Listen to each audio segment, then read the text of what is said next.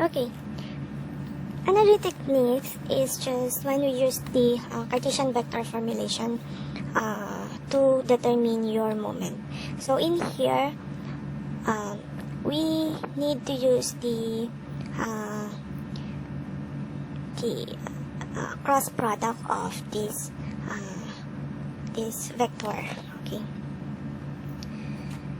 So if you remember from our previous topic, the cross product can be determined by writing this in term like this. Okay. So here we have the rx, ry, rz. By the way, this is this vector formulation here is common when we are dealing with 3D problem. Okay. So this r here, the x and y component of the position vector. So our r here is the what we call the position vector. Position. Okay.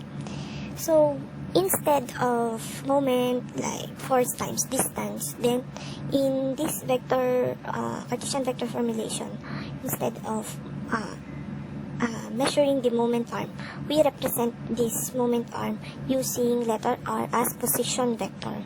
But also this r here is also a vector, again drawn. Okay, so this vector position here drawn from point O, say we have illustration here, to any point on the line of action of the forces, and the f, x, fy, and fz is also the components x, y, z of this given forces. So for example here, say since moment is equal to force times distance, we can now use this cross product of the position vector r and the forces f. So say here we have the xyz coordinate system, we have xyz. So again, right hand rule. Okay, to establish your xyz axis.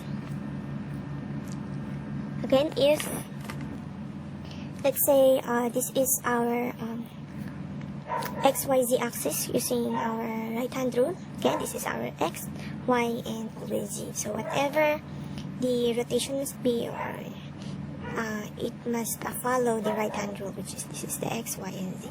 So let's say here our x is this red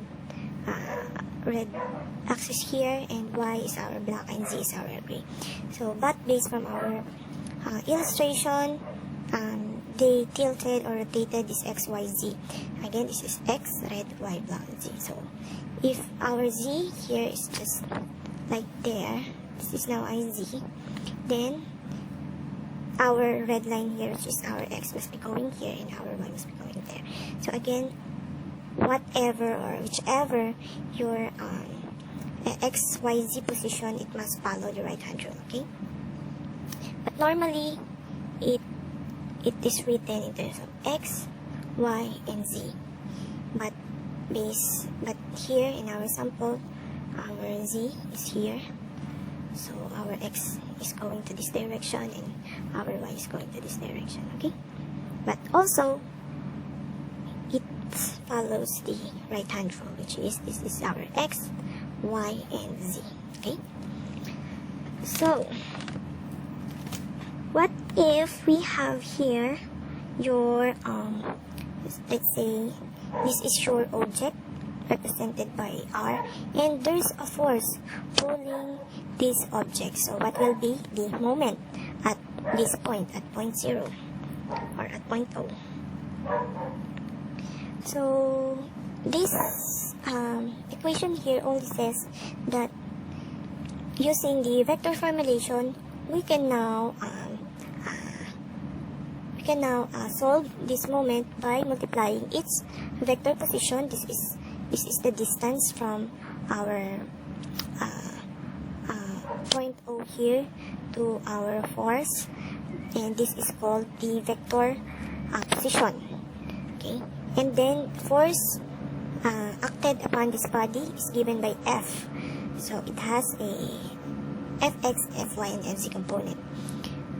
Same with this vector position R here. It has X, y, and Z component. Okay, it has X, Y, and Z component. So if these two vectors here has x, y, and z component, then we can now use the cross product or to multiply these two vectors here. So the cross product of these two vectors here can be simplified using in this form and can be computed using this moment formula here.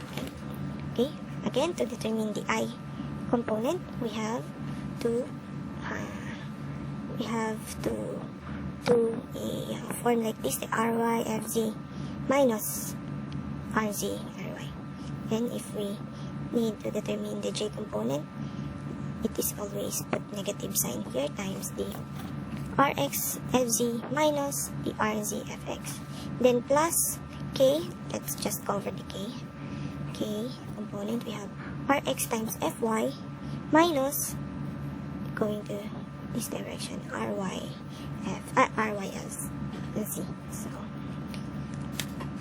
So for the sample, let's now consider this figure.